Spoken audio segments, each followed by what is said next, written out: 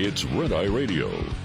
Gary McNamara and Eric Harley talk about everything from politics to social issues and news of the day. Whether you're up late or you're just starting your day, welcome to the show. From the Uniden America Studios, this is Red Eye Radio. All across America and around the world, we are Red Eye Radio. He is Eric Harley, and I'm Gary McNamara. All right, I just saw this story, and I first thought it's got to be fake here. Yeah? From the Washington Free Beacon. Don't tell me this is actually... The headline, Pentagon wants to feed troops experimental lab-grown meat to reduce CO2 footprint. No. I thought it was like to make them better soldiers or give them... No. A Pentagon-funded company is seeking proposals to feed America's soldiers lab-grown meat in a bid to reduce the CO2 footprint at Defense Department outposts. Biomade, a public-private company that has received more than $500 million in funding for the Defense Department, announced earlier this month that it is seeking proposals to develop innovations in food production that reduce the CO2 footprint of food production at DoD operational environments, according to the online announcement. These include novel cell culture methods suitable for the production of cultivated meat protein or lab-grown meat, a product that is still in its experimental phases. Yeah. That's right. Still in the experimental phase. You know, like Bill Clinton in college. I think American soldiers ought to be guinea pigs. Yeah, that's what you sign up for. Right. This type of meat is grown in a lab from animal cells with the aid of other chemicals and has emerged as a flashpoint in debates about the efficacy and morality of manufacturing meat products without slaughtering animals. Biomade, which earlier this year received $450 million infusion of taxpayer cash, maintains that the lab-grown food products will reduce the Pentagon's carbon footprint, a priority for the American military. Okay. Get these people out of office. Yeah. Just get these people out of office. Do it now. Yeah. Biomade maintains that the lab-grown food products will reduce the Pentagon's carbon footprint, a priority for the American military as it pursues a Biden administration mandate to address climate change and other cultural issues that critics describe as woke. We need a new term for woke now. Madness? Insanity? Stupidity? Yeah, that's their job. Is to, reduce the carbon footprint. Critics, let's see what the critics have to say. Critics of the DoD's partnership with Biomade say that the U.S. troops should not be used as test subjects for lab-grown meat products that are still in their experimental phase. I heard a guy on the radio a minute ago say, like guinea pigs.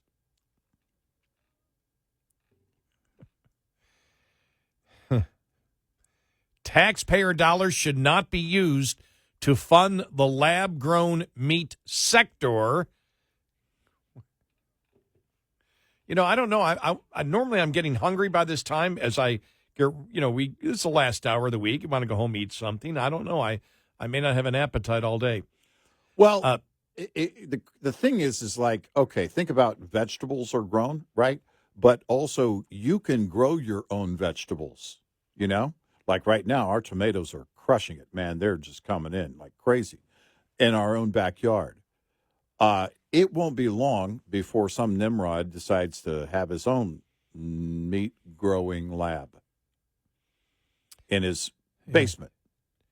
Taxpayer dollars should not be used to fund the lab-grown meat sector. Well, I didn't think I'd be reading that sentence today, said Jack Hubbard, executive director at the Center for the Environment and Welfare, a consumer group that analyzes emerging markets such as bioengineered meat. Our troops deserve better than to be served lab-grown meat produced in bioreactors with immortalized cells and chemicals.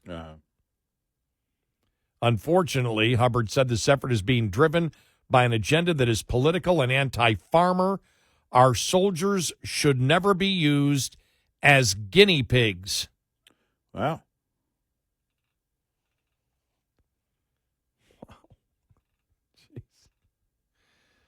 My God. Yeah. Okay. I love this one. This is the best ever, though. Recent studies, however, including one published by the University of California, Davis, suggest lab-grown meat's carbon footprint is potentially worse than retail beef. Of course it is. I don't even want to know the science. You know, quite often on science things that we talk about, I'm like, oh, I'm curious to learn more. I'm not even, in fact, don't tell me, don't talk about it. Don't publish it. I don't want to know. Just let me know if what you're about to serve is lab-grown meat so I can go elsewhere. Now, if Joey Chestnut endorse this product, could he still be in the hot dog eating contest? No. If companies are having to purify growth media to pharmaceutical levels, purify growth media. What? I'm just reading it here. I need to bone up on this non-bone meat. Purified. If companies are having to purify growth media to pharmaceutical levels, it uses more resources, which then increases global warming potential, according to the report's lead author. If this product continues to be produced using the pharma approach, it's going to be worse for the environment and more expensive than conventional beef production. Now, I can't wait. I don't even. Okay, so now let's talk poultry. In the lab, what do they grow first, the chicken or the egg?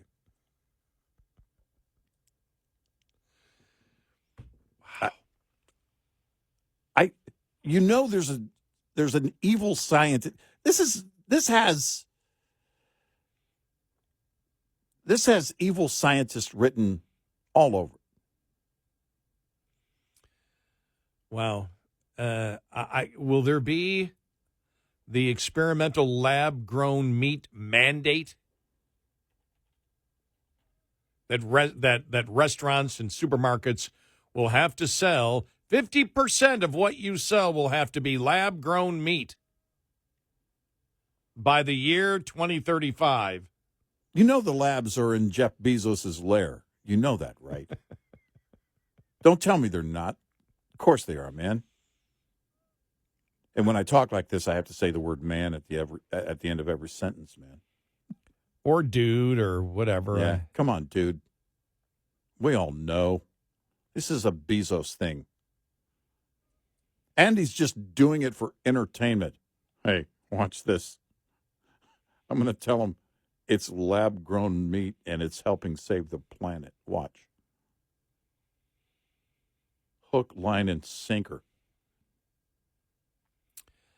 I was reading from the Washington Free Beacon, and they have another headline here. Mm-hmm. By the way, we've got to clean the desk before we get out of here for the weekend. Yeah, right? we've got to cleanse the palate. Cleanse the palate. As it were. I'm telling you, I'm losing my appetite after reading that lab meat story. Actually, I really did. This is actually, putting me in distress here. My stomach is upset. It's the island of Dr. Moreau waiting to happen. You're going to have evil chicken cutlets running around destroying the world. Wow. I can't have that. I just can't have that. An underground pork chop society? No. No.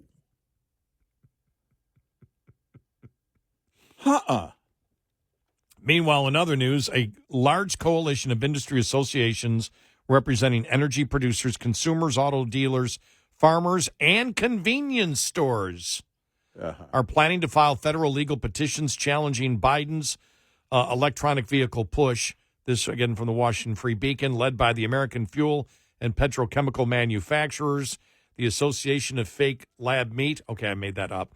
Led by the American Fuel and Petrochemical Manufacturers, the American Petroleum Institute, and major producers of corn-based biofuel. Wow, the coalition. You can't subsidize electric vehicles. You're subsidizing our corn-based biofuels. The coalition will file 3 petitions in the U.S. Court of Appeals for the D.C. Circuit, taking aim at recent federal tailpipe emission regulations. The petitions are slated to be filed, yesterday, I guess, with detailed briefs being filed at a later date. According to the petitioners, the Environmental Protection Agency overstepped its congressional authority when issuing the regulations, which they say ultimately serve as a de facto ban on traditional gas-powered passenger cars. We are confident the court will agree that Congress has not authorized the EPA to effectively ban the sale of gasoline vehicles and diesel cars and overall the U.S. economy in such a major way, said the AFPM president and CEO Chet Thompson. We support the continued drive to make our cars and trucks cleaner, and more efficient, but the EPA must set standards lawfully. Yeah, right. There you go. And you knew that was coming, though. We knew that. By the way, I blame Roger Waters for the whole meat-related carbon footprint. You can't have your pudding until you eat your meat. He started that. I'm blaming him. Only because he's a far-left angry liberal. I can say, which one's the insane one? Is it That's Roger Waters. Okay. Yeah. He's the one with the big war pig? Yeah. The pig flying Yeah. over? Okay. Yeah, so I blame him. Yeah, a buddy of mine wanted me to, they had tickets about 10 years ago. Yeah. You want to go? And I went, no. I go, come on. It's just a concert. I go, no, I don't want to go. Nope. I'm not going. Yeah, we knew somebody back in the day that was working for them, and it was like, no, thanks, no. Have fun. Yeah. We did? No. Me and my wife. Oh, okay. When you said we, I went, I knew somebody who worked for Pink Floyd? Yeah. Because I didn't know that. Yeah. What does Eric know about me that I don't know? Yeah. Okay. Yeah. So Waters is the... Yeah, he's the crazy one. The crazy one. Yeah, he's He's a nutcase. Very angry activist. And I blame him. It's his fault. How can you have your pudding if you don't eat your meat? Driving electric vehicles and eating lab meat. Right. No. Thank goodness I'm closer to death than most people. Well, the Army, be all you can be. Now it's be everything we've forced you to be. Oh, my God. That's the thing, too. We're going to feed it to our soldiers. Yeah. Are you kidding me? Get out of town. Yeah, no. And if you tried it the other way, hey, we're going to start feeding this to prisoners. Oh. No, you're not. Yeah. Yeah, no, absolutely not. Unless we'd approve of it if you force it on vegan soldiers. Right, because you're not actually killing any animals. Right. Are you? They must abide. They must abide by the narrative. Right. Yeah. By the way, we're kidding to all of our Can you imagine going soldier friends out there. Going into the mess hall? I mean, because you got to identify it. I mean, even if you don't, the word's going to get out. Is this the lab-grown stuff? Can I get some sloppy lab joes? And there's going to be the one guy.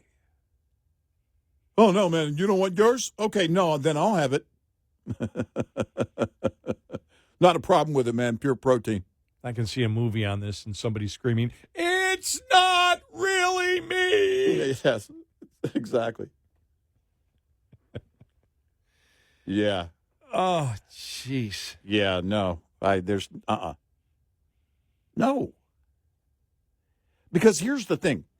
There's some meat, actual meat, where if you don't cook it right, the texture isn't right, it doesn't taste right. If it's not processed right, then it may not taste right. Well, I don't know how this is ever going to taste right. Test tube meat, right? Yeah, Is that what you call it? Basically what it is. Right? Test tube meat. Yeah. No. Anybody for test tube meat? Nope. Anybody out there? Raise your hand. Because they're going to put computer chips in it, and then we know what happens. I don't even know what that means, but I'm just going to throw it out there. I like it. Yeah, just start something on a Friday. Start the conspiracy theory and let everybody else fill it in. Right. I mean, the government is going to program the meat. I don't even know what that means. It's Friday. We're clearing off the desk. I don't even know how my own conspiracy theories work. Well, you don't need to. No. When it comes back around, you're going to say, I started that, and Well, look how they all filled it in. It's like Jesse Ventura. My answer will be, well, you tell me how they work. 866-90 Red Eye.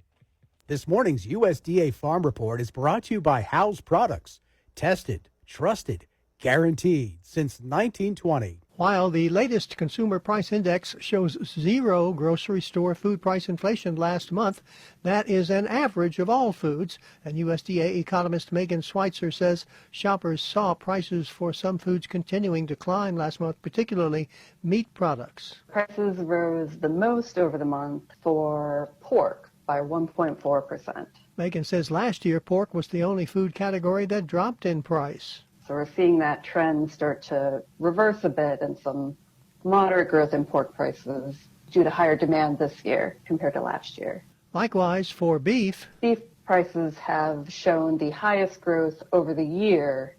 Beef prices are up 5.7% from May of 2023. And what about poultry? Megan says those prices went up 0.4% last month, putting them only about 1% higher than this time a year ago.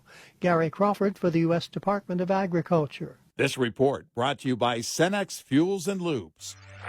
Lines open for your calls. 866-90 Red Eye on Red Eye Radio.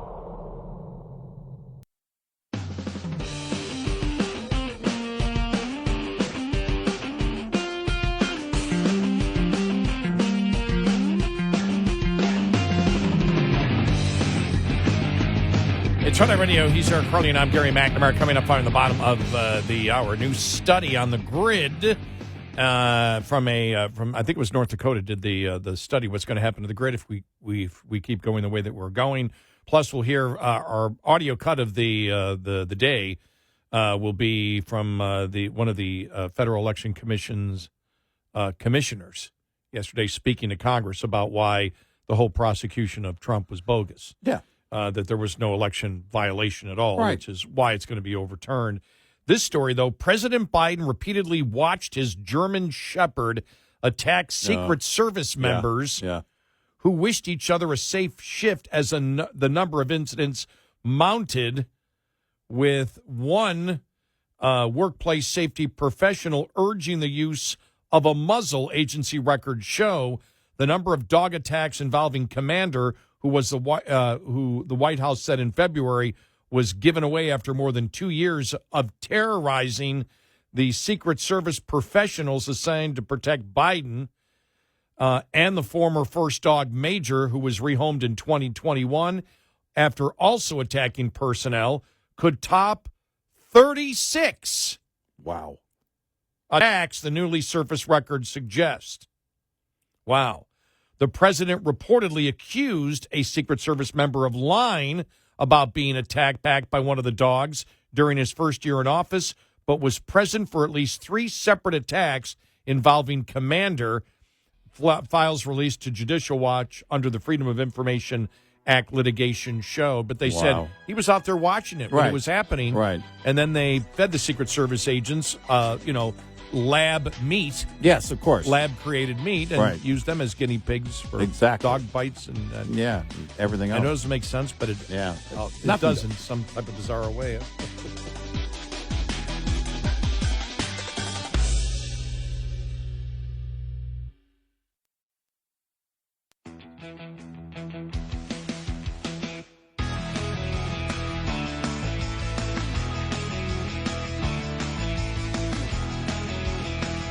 Have a line open.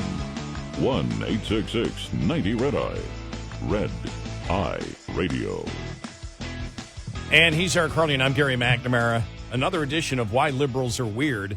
That Secret Service story now coming out from the Freedom of Information Act. The number of dog attacks, Biden's dogs, former dogs, on Secret Service agents, they believe have topped 36 attacks.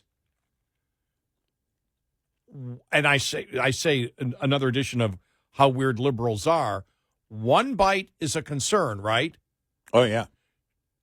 2 attacks, a major concern. 3 attacks, the dogs have to go, right? Yeah. Who allows your President of the United States 36 attacks at least is what they're getting from the Freedom of Information Act, according to the New York Post, from the records from the Secret Service. 36 or more attacks before they finally got rid of both dogs. Yeah. What the? Makes you wonder. What the? Did the dogs attack somebody in the family? Now, the first person that comes to mind is Hunter. Because what changed between 35 and 36? You're up to 35. Did it bite someone other than a non-family member? Did the dog attack the president or the first lady or another family member or a high-level staffer? Or was the story just getting too big to contain? Well, now, when they say to each other, have a safe shift. Now, we've been saying that, by the way. I think I know why these dogs were overly aggressive. But, by the way, we've been saying have a safe shift in radio for a long time for other reasons. Right. That we can't talk about on the air. No, but I think I have the answer. There was a movie out this year that might relate to it. Instead of Cocaine Bear, Cocaine White House Dogs. Which actually... The Coke was for the dogs. Yeah. The Cocaine Bear was an exaggerated story of something that allegedly really happened. But cocaine dogs at the current White House... It's cocaine dogs. You don't need any exaggeration at all. Did the cocaine that was found belong to the dogs? I don't know what these dogs are into or who they hang around with. I don't know. I have no idea. Well, were they Hunter's dogs? They could be. They might have been.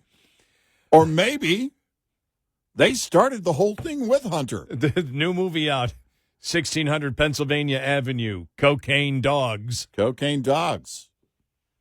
Hey, Hunter, come over here. By the way, I don't know why I said by the way, I love that movie, 1600 Pennsylvania Avenue. Yeah. With Wesley Snipes. Right. Yeah. I always that came out in the 90s, I think, right? Yeah. It was a good movie. Murder mystery, right? Yeah. So, but that's it. That's the reason. I figured it out. Cocaine dogs in the White House. Yeah. Let's start.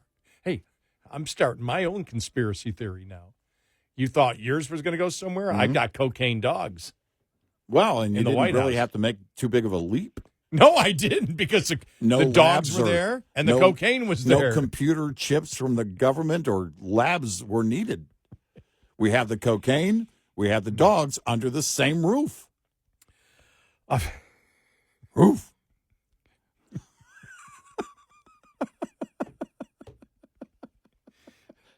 But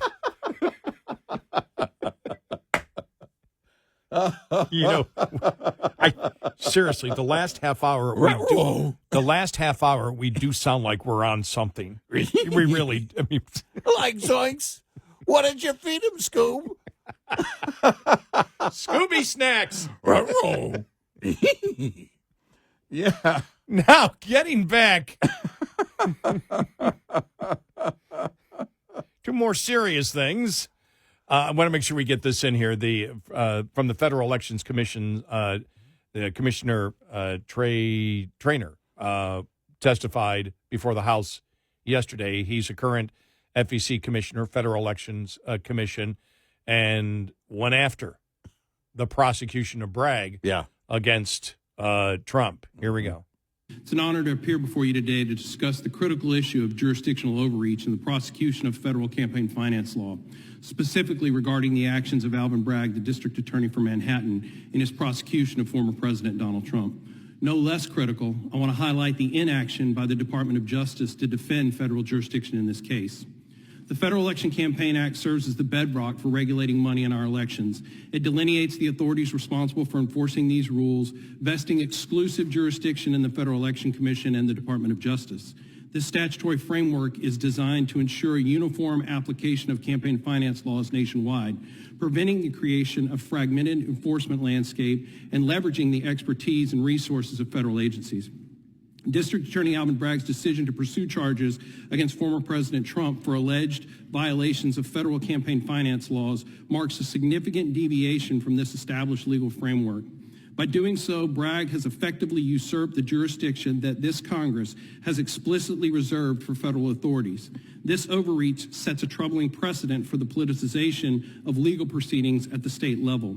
The danger here lies in the disparate enforcement standards that torture well-established federal law processes. As an example, the state judge in New York misinterpreted federal criminal mental intent standards and gave the jury an instruction which read, willfully contributing campaign contributions, but the statutory mental intent found in the Federal Election Campaign Act is knowing and willful. Now, imagine 50 states enacting the crime of campaigning by unlawful means, and 1,000 different state and local prosecutors prosecuting presidents, former presidents, presidential candidates, and any number of House and Senate candidates under varying interpretations of FECA by bootstrapping those laws through their state's unlawful means criminal code. It is also disturbing in this case what hasn't happened over at the Department of Justice.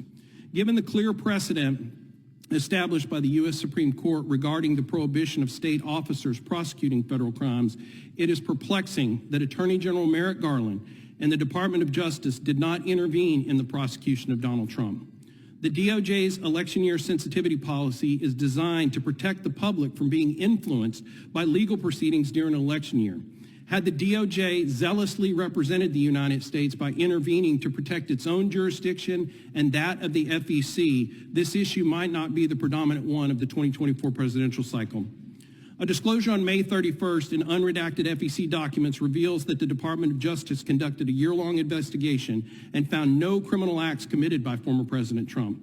This revelation underscores the problematic nature of Bragg's prosecution and his intrusion upon federal jurisdiction. Again, the implications for allowing local district attorneys to prosecute based on their interpretations of federal campaign finance law are profound. Such actions risk eroding the uniformity and predictability that FECA aims to provide. For me, a larger First Amendment concern is at play here. That is the deterrent that this encroachment on federal jurisdiction will have on well-qualified candidates from seeking public office. Fearing disparate legal standards based upon their locality, preserving the centralized enforcement mechanism envisioned in FECA is essential to a fair and impartial oversight of campaign finance regulations and of our elections. Alvin Bragg's misguided prosecution of former President Donald Trump represents a clear usurpation of federal jurisdiction. Coupled with the DOJ's inaction, it's compounded the issue. The dangerous precedent of local prosecutorial overreach in matters of federal concern must be addressed to maintain the integrity of our electoral system. We must reaffirm the exclusive authority of the FEC and the Department of Justice to enforce federal campaign finance laws, ensuring consistent and impartial application across the United States. Thank you, Mr. Chairman, for the opportunity, and I look forward to your question.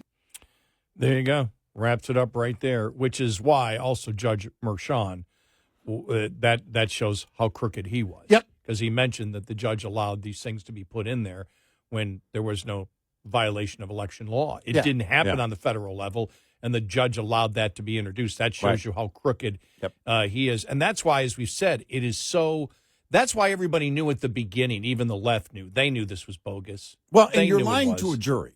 Yeah. You know, this is the thing. The presentation, the reason it is on the judge to stop the prosecution from doing something like that is because that is the line where you where, again, you protect the jury. You say, wait a minute. You don't have any evidence of this being, this crime or that crime. Until you bring that evidence, we're not going to go forward here. But no, Mershon was going to, in fact, help Bragg at every turn lie to the jury. And that, in my mind, is the criminal activity. You want to look at the criminal act. If you're looking for criminal activity, to me, that is a crime. Those two conspiring to lie to a jury repeatedly when they know the law. And we all know this. And there probably won't be any punishment for Bragg or for the judge. No, there won't. And again, the punishment will be businesses saying, we're not going to do business here. Well, that's New York is going to be punished for a long, long time. I mean, I don't know why you would I don't know how you could afford to stay in business in New York. You would have to leave. You have to leave. That kind of risk between Letitia James and her approach on the civil suit and Alvin Bragg and Mershon working together the way that they did, you're going to be a target. I don't know how you operate at all as a business in New York. There is no way in the world I would do that. I got to be honest with you. When it comes to tourism and things like that, there's a different consideration that I realized that it hit me the other day, thinking about, vacations, things like this. And I thought, I don't know that I can continue to go to these. There are beautiful places to go in California. River rafting on the American River. One of my great memories with my wife going there. And we've done that before, and there's just so many beautiful places in California to visit. But states like California and New York, these kind of policies reflect on that same mindset where, because I've said this before, it can happen in New York, it can happen in any of these blue areas. And I thought to myself, my gosh, I may just have to do things right here in my own backyard because I don't know. You run a risk. You run it with that kind of mindset. They're after you. They can make things up as it goes along. They make stuff up. If you're any kind of threat to them whatsoever, or you just disagree with them politically, why wouldn't you be a target? And I'm not going to spend my money in places like that, number one. And number two, I'm not going to spend my place or spend my money and time in a place where I have to wonder about something like that happening to me or a family member. I just, even temporarily, as somebody who is a tourist. It's like a bad 70s B movie where someone goes into the town and everybody is crooked, from the police officer who arrests you to the prosecutor to the judge. Right. Yeah. And you're railroaded, and it's like there's nothing you can do. And you're like, how can they do this in America? How can they actually make up a crime and have a judge do this without a court above them coming in before it got to this point and saying, sorry, you can't do this. Right. Because you've already destroyed, you've destroyed this election. This election will always be perceived as being rigged. Yep, absolutely. 866-90-RED-EYE. Get in touch with Red Eye Radio, toll free at 866-90-RED-EYE.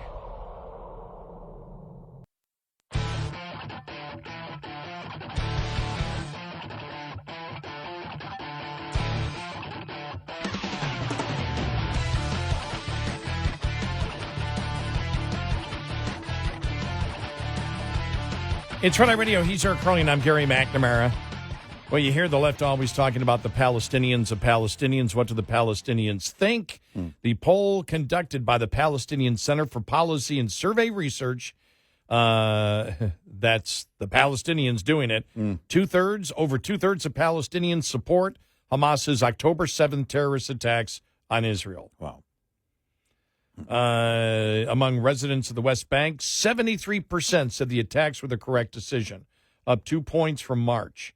57% of Gaza residents supported the attacks. The center said support for the October 7th attacks in the poll does not necessarily mean an endorsement of specific atrocities. That's because 90% of respondents did not believe that Hamas committed any atrocities in the terrorist group's attacks. Uh-huh. Wow. Hamas has all the control. Yep. Wow.